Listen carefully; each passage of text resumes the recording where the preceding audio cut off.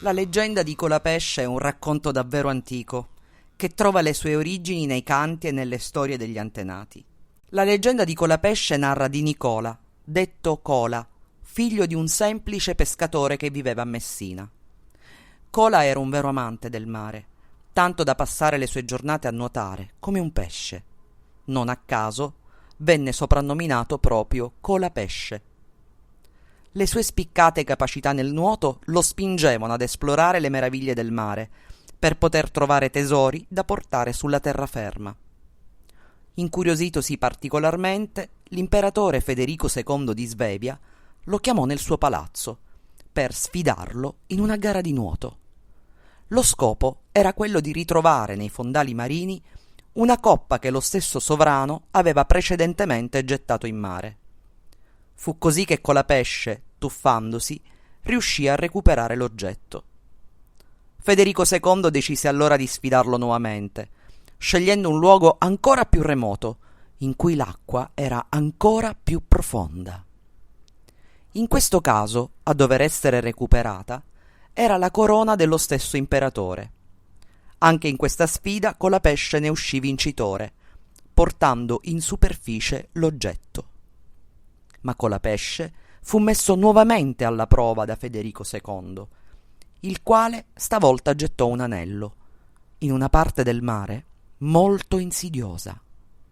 Qui Colapesce, mentre nuotava verso le profondità, si rese conto di qualcosa di strano, ossia di 3 colonne. Il loro scopo era quello di sorreggere la Sicilia e di non farla sprofondare.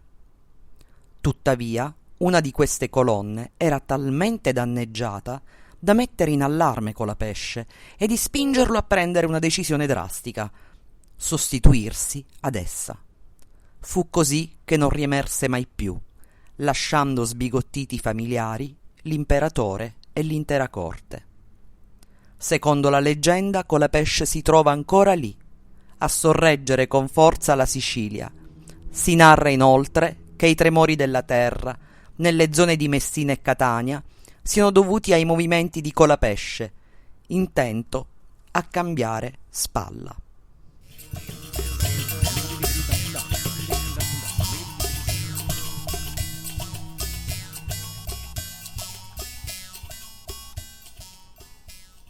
La gente lo chiamava Colapisci.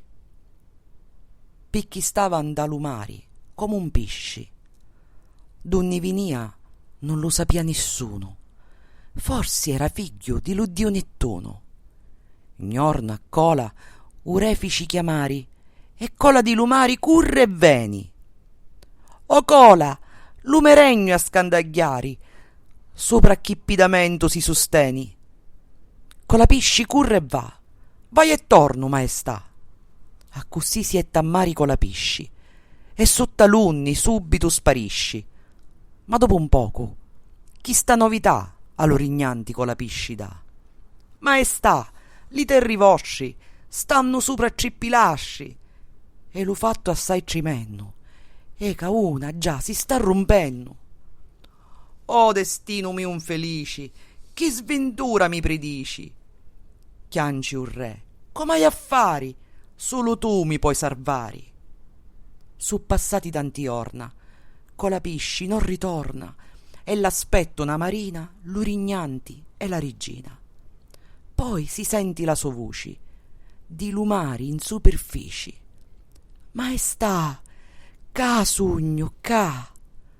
Maestà, ca sugno, ca, da lo funno di lumari, ca non pozzo chiù tornari. Voi priati la Madonna, carigissi sta colonna, ca se no si spezzerà e la Sicilia sparirà. Su passati tanti anni, Colapisci è sempre da. Maestà, maestà, Colapisci è sempre da.